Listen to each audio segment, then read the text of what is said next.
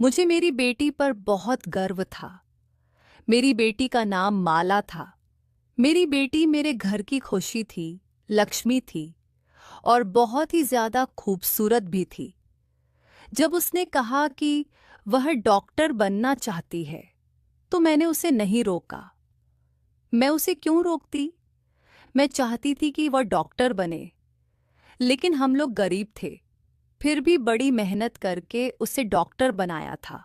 अभी उसके house job के दिन थे, यानी कि इसके बाद वह एक पूरी तरह डॉक्टर बन चुकी थी और अपना अलग से क्लिनिक भी बना सकती थी। लेकिन अभी वह नए डॉक्टरों की सूची में थी, इसलिए नए डॉक्टरों को ज्यादा मेहनत का काम दिया जाता है, जैसे कि नाइट ड्यूटी वगैरह। सब जानते हैं कि रात को जागना बड़ा मुश्किल काम है। जब उसने मुझे बताया कि उसकी नाइट ड्यूटी रहेगी, तो मैं बड़ी परेशान हुई। मैंने कहा कि जब तक तू घर नहीं आएगी, बेटी, मैं परेशान रहूंगी। वह मेरी इकलौती बेटी थी। मेरे दो बेटे भी थे, लेकिन जो प्यार मुझे बेटी से था, वह बेटों से नहीं था। उसके पापा भी उसे बहुत प्यार करते थे।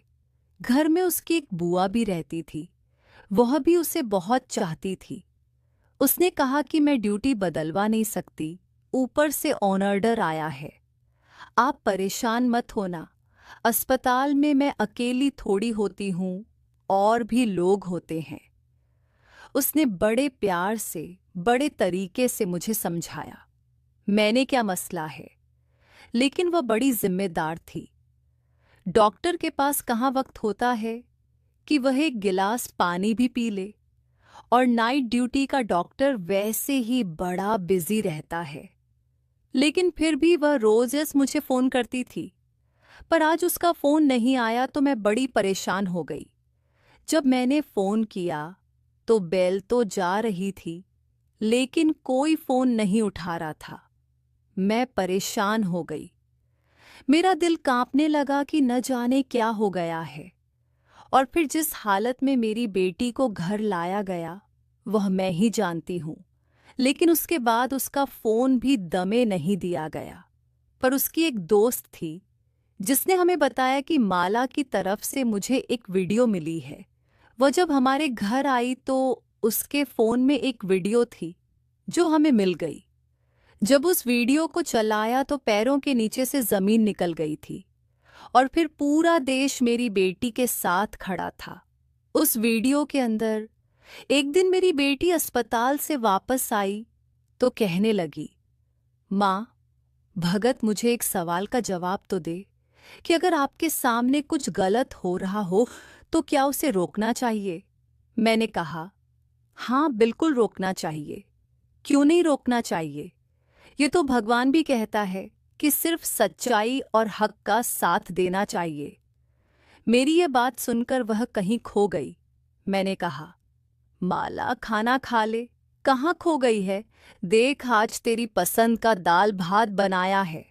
उसको यह खाना बहुत पसंद था और वह देखते ही खुश हो जाती थी, लेकिन आज कहीं खोई हुई थी। जब मैंने बार बार पूछा तो कहने लगी, माँ, अगर कुछ ऐसा बुरा हो रहा हो जिसको रोकने की आपके अंदर ताकत भी ना हो, तो फिर क्या करना चाहिए? मैंने कहा, तो फिर भी लड़ना चाहिए बेटा, कोशिश करनी चाहिए। जब इंसान कोशिश करता है तो भगवान उसका साथ देता है। पर तू किस बारे में पूछ रही है और इतनी परेशान क्यों नजर आ रही है? कहने लगी, कोई बात है, बस एक टेस्ट है। उसमें नंबर लगवाने की कोई बात चल रही थी तो उसके बारे में कह रही थी। मुझे उसकी इस तरह की बातें समझ नहीं आती थी, क्योंकि मैं ज्यादा पढ़ी लिखी नहीं थी, और फिर वह तो डॉक्टर बन रही थी। बस मैं चुप करके सुन लेती थी। लेकिन जब भी मुझसे कोई बात पूछती थी तो मैं उसका जवाब अपनी तरफ से अच्छे तरीके से ही देने की कोशिश करती थी। मुझे मेरी बेटी से बड़ा प्रेम था। हम लोग बड़े गरीब थे। उसके लिए मैंने अपना जेवर बेचा था और बड़ी मुश्किल से उसकी फीस भरी थी। मुझे उससे बहुत प्यार था। वह एक अच्छी बेटी और अच्छी इंसान थी। एक दिन वह बालकनी में खड़ी थी जब अचानक से डर गई और भागती हुई नीचे आ रही थी कि मुझसे टकरा गई। मैंने कहा, क्या हो गया बेटा, तू इतनी परेशान क्यों लग रही है? सब अच्छा तो है ना? उसने कहा, एक लड़का खड़ा है। मैंने कहा, कहाँ खड़ा है? कहने लगी, हमारे घर के नीचे। मैंने कहा, तो क्या हो गया? यहाँ पर तो बहुत सारे लोग आते जाते हैं, कुछ खड़े होते हैं, कोई फोन पे बात करता है, इसमें परेशान होने की क्या बात है? उसने कहा, आप मेरी बात समझ ही नहीं। वह न रोज यहाँ पर आता है और हमारे घर की तरफ देखता है।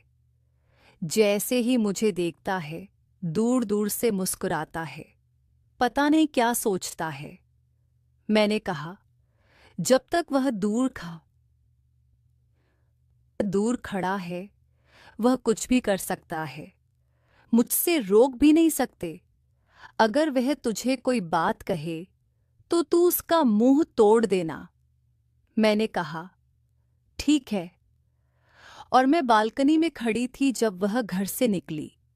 क्योंकि आजकल उसकी नाइट ड्यूटी होती थी, इसलिए वह शाम को ही जाया करती थी। जब वह बाहर निकली तो आज उस लड़के ने उसका रास्ता रोक लिया। मैं दूर से यह सब कुछ देख रही थी। पहले वह लड़का कुछ बोला, फिर माला ने कुछ कहा और फिर उसने उस लड़के के मुंह पर थप्पड़ मार दिया। वह फिर हाथ रखकर एक तरफ को चला गया और माला अस्पताल के लिए रवाना हो गई। मैं पूरा दिन सोचती रही, ये लड़का कौन था? मेरी बेटी को उसने क्या कहा? आज उसने मुझे फोन भी नहीं किया। वह रोज मुझे फोन करती थी। जब शाम को वापस आई तो मैंने उससे पूछा, वह लड़का क्या कह रहा था? कहने लगी, तो वे बुरा लड़का नहीं है। मैंने कहा, बुरा लड़का नहीं है तो फिर तूने उसे थप्पड़ क्यों मारा? तो माला ने कहा, जब मैंने उसे थप्पड़ मार दिया मुझे बाद में पता चला कि वह बुरा नहीं है।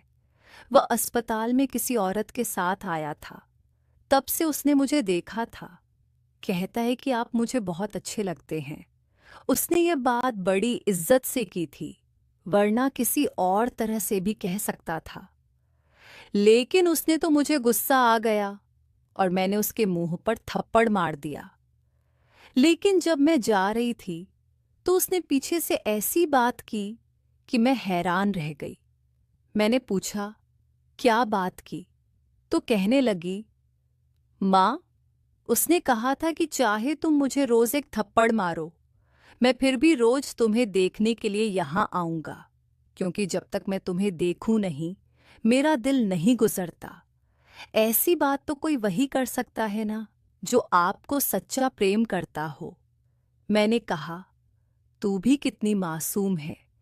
तूने एक पल में यह अंदाजा कैसे लगा लिया कि वह सच्चा प्रेम करता है? जो मर्द होते हैं ना, इनको पता होता है कि औरतें बातों से खुश होती हैं, इनको बड़े बड़े बातें करने आते हैं।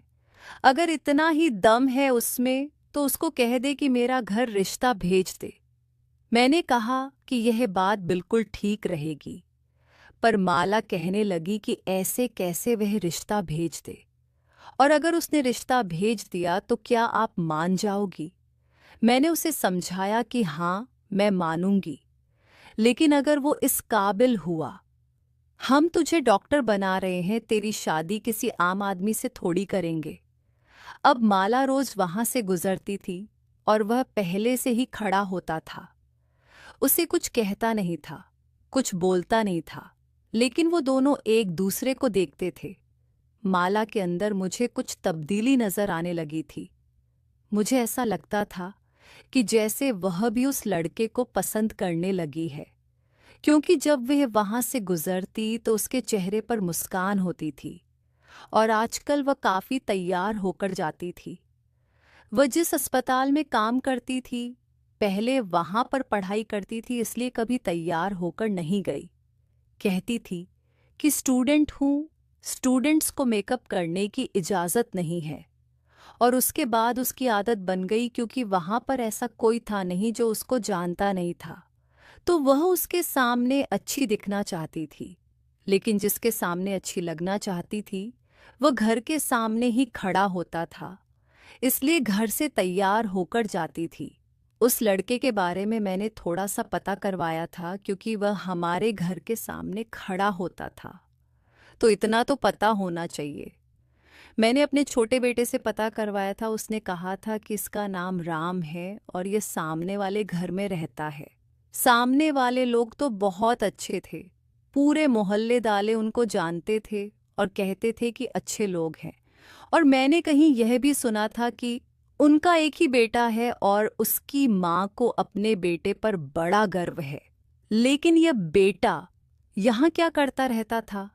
मेरे छोटे बेटे ने शायद गलती की हो, किसी और के बारे में पता करके आ गया हो। एक दिन बहुत बारिश हो रही थी। माला अपने कमरे की बालकनी में खड़ी थी और सामने ही वह लड़का खड़ा था और बारिश में भी गीला हो रहा था। मैं उसके लिए चाय लेकर आई तो मैंने भी यह सब देख लिया। मुझे कहने लगी कि देखो ना, सर्दियों की पहली बारिश है और यह कैसी हरकतें कर रहा है। मैं भी हैरान हुई, लेकिन मैंने अपनी बेटी को कहा कि तू क्यों इतना सोच रही हो, यह तो उसकी अपनी मर्जी है। तुम अपने कमरे में आकर बैठ जा, बाहर मत खड़ी हो, नहीं तो सर्दी लग जाएगी। मेरे सामने तो बढ़त कमरे में आ गई, लेकिन मुझे थोड़ी देर बाद महसूस हो गया कि वह फिर से जाकर बालकनी में खड़ी हो गई थी।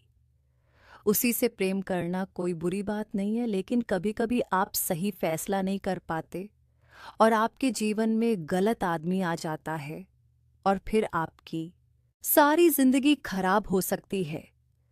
इसलिए सोच समझकर फैसला करना चाहिए। हमारे परिवार और जानने वाले मेरे ऐसे लोग थे जो माला से शादी करना चाहते थे। कुछ लोग ऐसे थे जो पहले हमारे घर आना भी पसंद नहीं करते थे, लेकिन अब जब से उनको पता चला था कि माला डॉक्टर बन गई है तो वे करीब आने की कोशिश कर रहे थे। हमारे छोटे से शहर से डॉक्टर बनना आसान बात नहीं थी। हमारे पास तो वैसे भी इतने पैसे नहीं थे, इसलिए थोड़ा फायदा भी हुआ था क्योंकि माला को स्कॉलरशिप मिली थी, वरना सारी फीस अपने पास से देना हमारे बस की बात नहीं थी। फिर अभी भी हमारे ऊपर बहुत कर्ज था, क्योंकि फीस तो हम दे देते थे, लेकिन फिर घर को चलाना मुश्किल हो जाता था और उसके लिए कर्ज लेने पड़ते थे। ऐसे में माला हम सबके लिए हमारा भविष्य थी, क्योंकि वह डॉक्टर बनकर हम सबकी किस्मत बदलने वाली थी। उसके भाई छोटे थे, बड़े नहीं थे। उसमें ही अपने भाइयों के लिए कुछ करना था, भाई उसके लिए कुछ नहीं कर सकते थे। इसीलिए मैं अपनी बेटी को बहुत संभाल कर रखना चाहती थी और यह भी चाहती थी कि उसका जीवन साथी अच्छा इंसान बने, जो उसको हमसे दूर नहीं बल्कि माला से बहुत ज्यादा प्रेम करे। माला बहुत अच्छी इंसान थी, वह किसी का भी दिल जीत सकती थी, लेकिन सामने वाला भी तो इस काबिल होना चाहिए। एक दिन वह मुझे कहने लगी कि माँ, मुझे आपसे बड़ी ज़रूरी बात करनी है, जो मेरे बारे में है, मेरे भविष्य के बारे में है, मेरे जीवन साथी के बारे में है। मैंने कहा कि हाँ, बोल, तुझे क्या बात करनी है। और मुझे समझ आ रहा था कि क्या कहने वाली थी। लगता है राम ने उसके दिल में जगह बना ली थी और मुझे ये कहने वाली थी कि राम के घर वाले रिश्ता लेकर आएंगे तो आप बात कर लेना। लेकिन बताने से पहले उसने मुझे कहा कि माँ, मेरे दिल में हमेशा जो जगह आपकी और पापा की और मेरे भाइयों की है, वह किसी की भी नहीं है। और मैंने जो बात करनी है वह यह है। वह बोलने लगी कि उसको अस्पताल से कॉल आ गई। जैसे ही उसको अस्पताल से कॉल आती थी, वह सब कुछ छोड़कर पहले कॉल सुनती थी। कहती थी कि हो सकता है कोई इंसान तकलीफ में हो, इसलिए मुझे बुला रहे हो। मुझे देरी नहीं करनी चाहिए। वही बात ठीक है।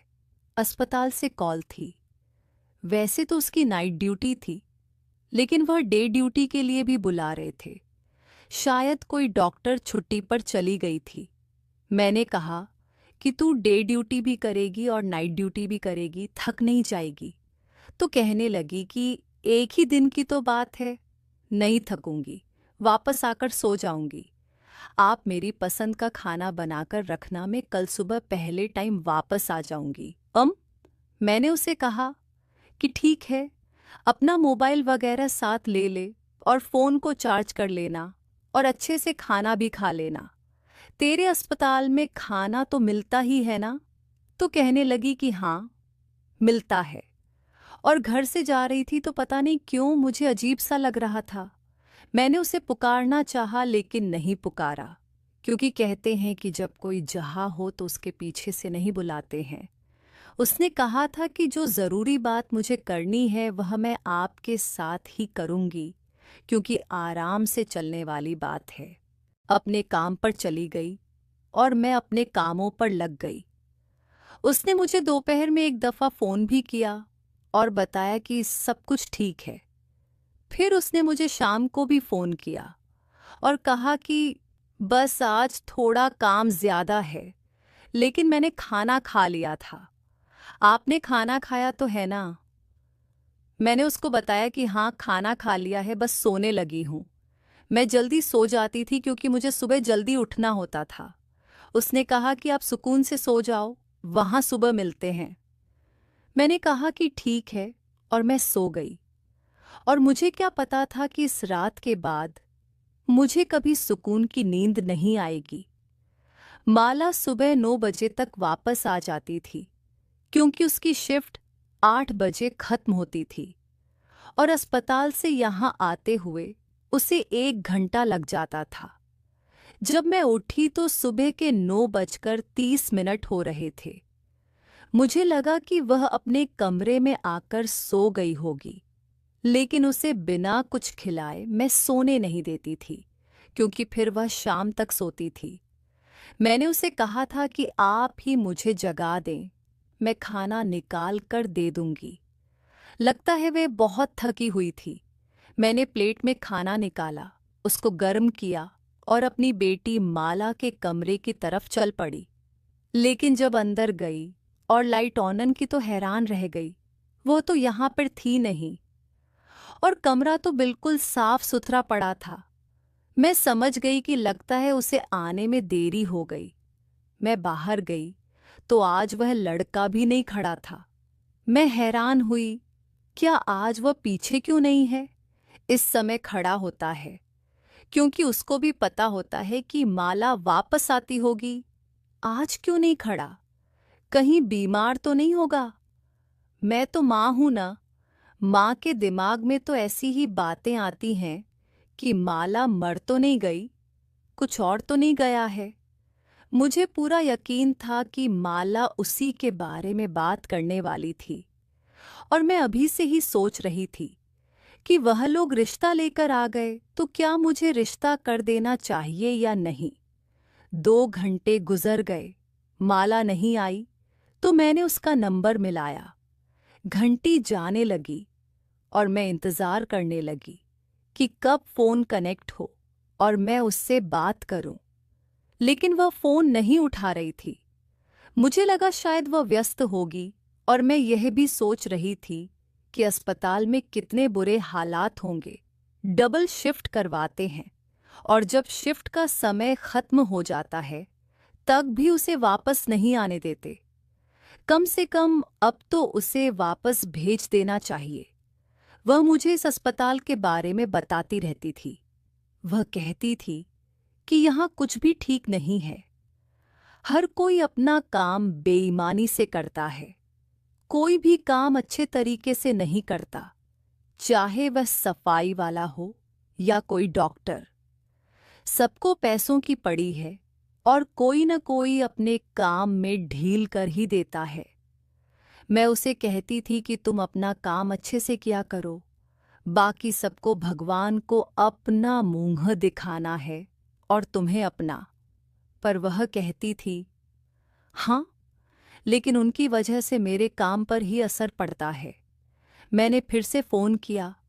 घंटी जा रही थी लेकिन वह फ़ोन नहीं उठा रही थी और आज तक ऐसा नहीं हुआ था।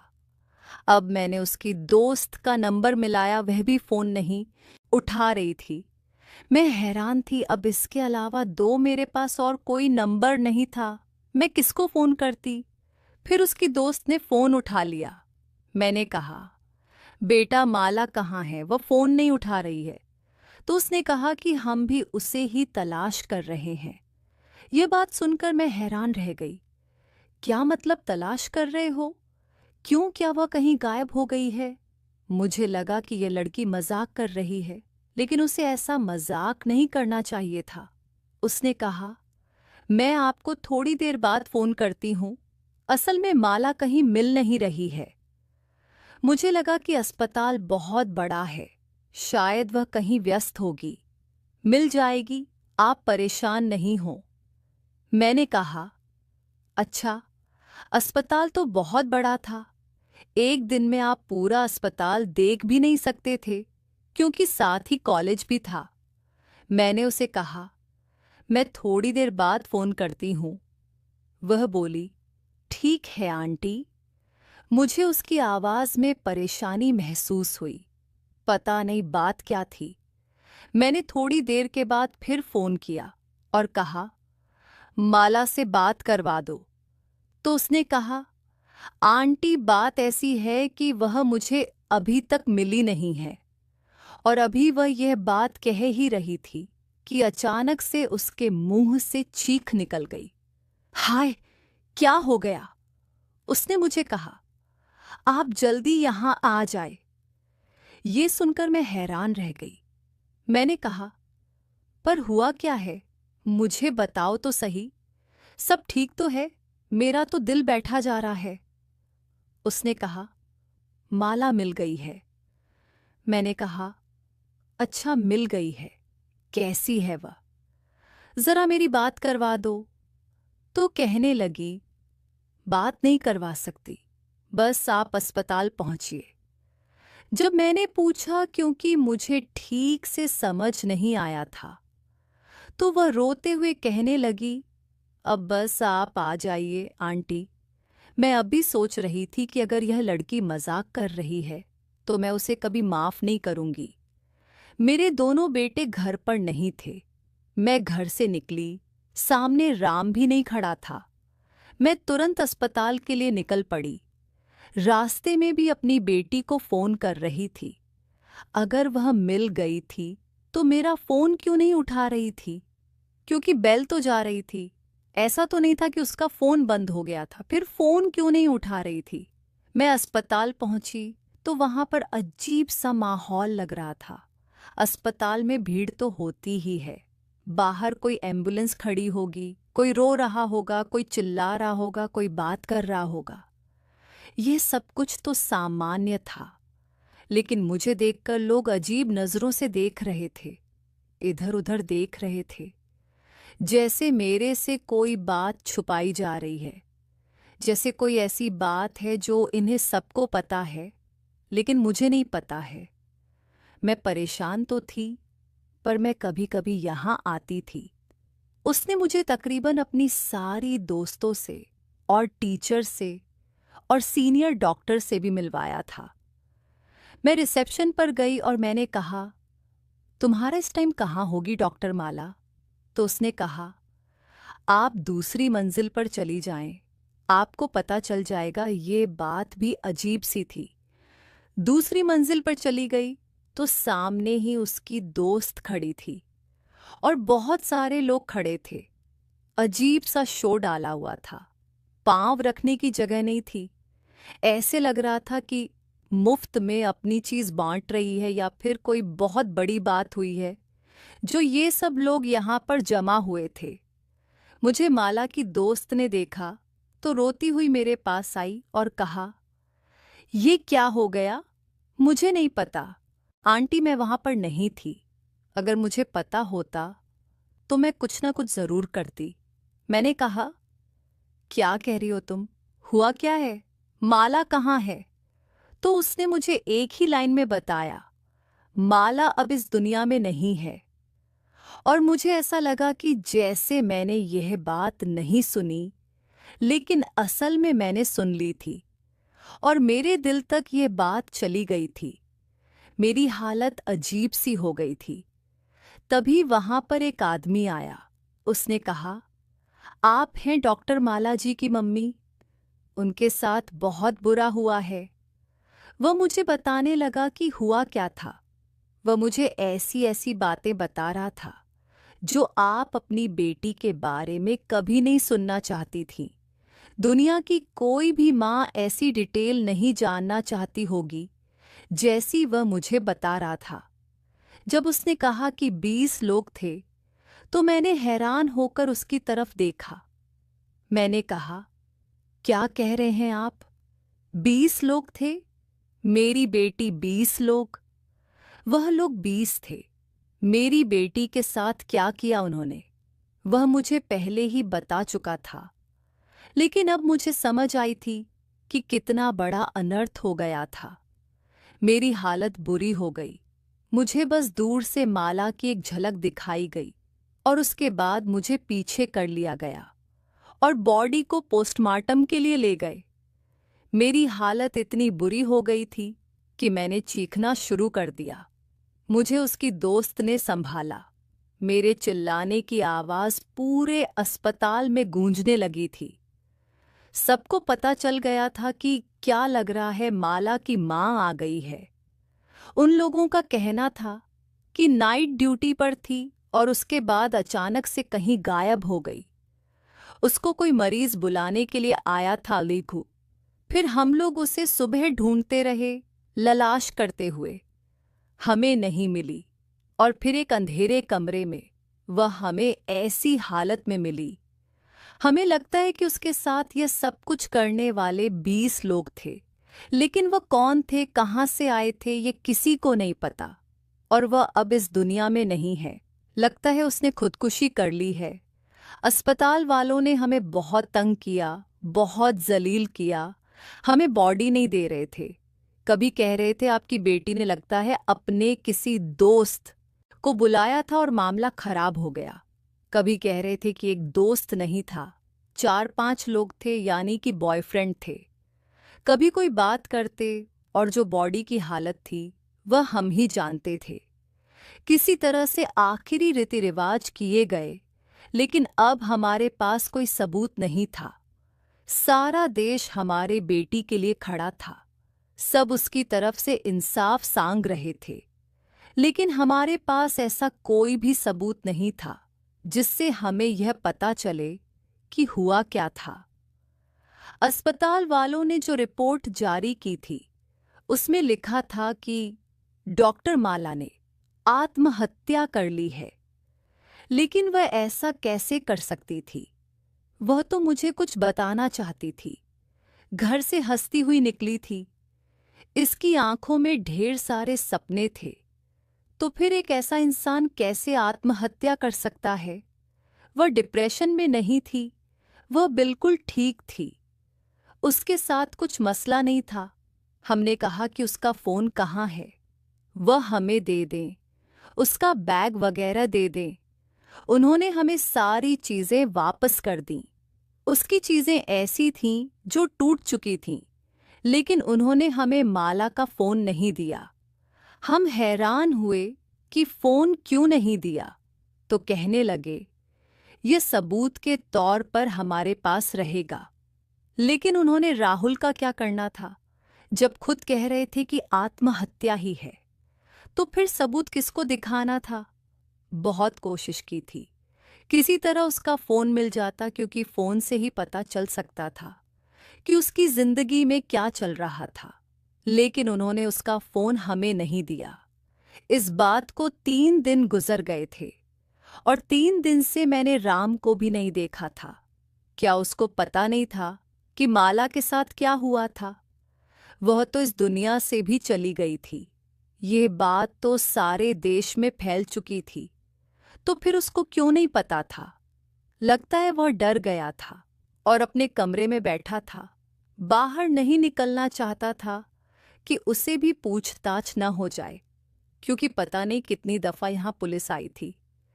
मेरी जो हालत थी मैं नहीं जानती हूँ। एक तो मेरी जवान बेटी, जिसको मैंने मुश्किल से डॉक्टर बनाया, इस दुनिया से चली गई है, और यह जानती हूँ कि वह कैसे गई। मुझे रातों को नींद ही नहीं आती थी। मैं पूरी पूरी रात रोती रहती थी। सब लोग इंसाफ मांग रहे थे, लेकिन जो मेरे साथ हुआ था वह कभी ठीक नहीं हो सकता। मेरी बेटी तो कभी वापस नहीं आ सकती। हमारे घर की लक्ष्मी, मेरी बेटी, इस दुनिया से चली गई। अब उसे कभी वापस नहीं आना था। इंसाफ मिलता तो किसको मिलता। एक माँ के लिए हिसाब क्या हो सकता है? क्या मुझे मेरी बेटी को ही वापस लाकर दे सकता था? एक हफ्ता गुजर गया तो माला की दोस्त अचानक हमारे घर आई और उसने कहा कि मुझे माला की तरफ से एक वीडियो मिली है। उसने कहा कि शायद माला ने उसी वक्त यह वीडियो भेजी थी, लेकिन मैंने भी नहीं देखी थी। मैं बहुत व्यस्त हो गई थी और डर भी गई थी, क्योंकि मुझे धमकाया गया था और कहा गया था कि अगर कुछ कहा तो अंजाम अच्छा नहीं होगा।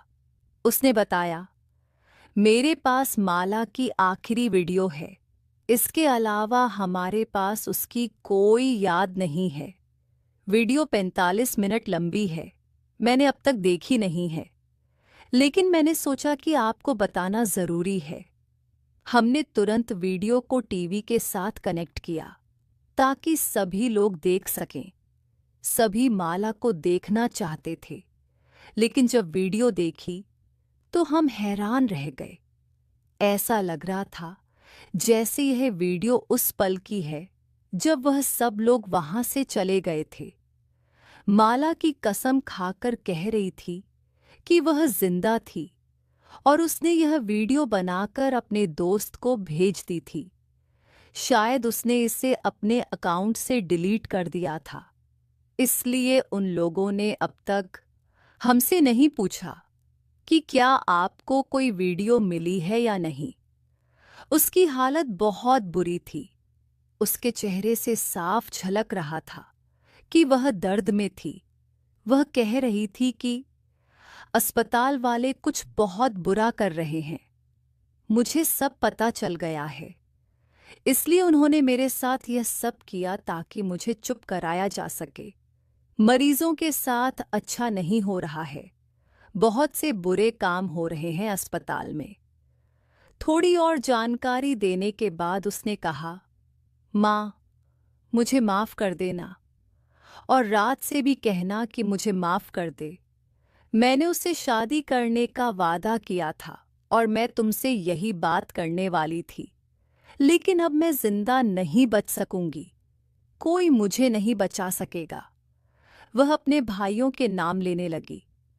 परेशान नहीं होना और तुम लोग मेरा बहुत ख्याल रखना। आखिरी में उसने कहा, मैं तुम सबसे बहुत ज्यादा प्यार करती हूँ। तुम सब मेरे लिए बहुत खास हो। जहां भी रहूंगी तुम सबको याद करती रहूंगी। मेरे लिए उदास मत होना। यह वीडियो देखकर मेरा दिल बहुत दुखी हुआ। माला की दोस्त कह रही थी, इस वीडियो का कुछ न कुछ करके हम इंसाफ दिला सकते हैं। मैं फिर से इतने बड़े दुहक में चली गई थी। एक हफ्ते बाद हमें पता चला कि राम ने आत्महत्या कर ली थी। जब उसे पता चला कि माला के साथ इतना बुरा हुआ और अब वह इस दुनिया में नहीं है, तो उसने भी जहर खा लिया। उसने अपने आप को खत्म कर लिया। यह खबर सुनकर हमें और भी ज्यादा बुरा लगा। राम अपने माता पिता का इकलौता बेटा था। इसका मतलब कि वह माला से बहुत प्यार करता था। जब उसे पता चला कि माला इस दुनिया में नहीं है, तो उसने भी आत्महत्या कर ली। अब इस बात को 1 महीना होने वाला है, लेकिन असली मुजरिमों तक कोई भी नहीं पहुंच पाया है। सब लोग अपनी अपनी बातें कर रहे हैं, अपनी अपनी कहानियां सुना रहे हैं। मेरे पास बहुत से लोग आए हैं, मुझे तसल्ली दी है, कहा है कि सब ठीक हो जाएगा। लेकिन मुझे कुछ भी ठीक नहीं हो रहा है। आप लोग ही बताएं कि अब क्या करें। दिन पर दिन गुजरते जा रहे हैं और वह लोग जो इस सब के लिए जिम्मेदार हैं अभी तक पकड़े भी नहीं गए। आपको क्या लगता है कि माला को इंसाफ मिल जाएगा? दोस्तों, वीडियो कैसा लगा कमेंट करके ज़रूर बताएं। वीडियो को लाइक और चैनल को सब्सक्राइब ज़रूर करें।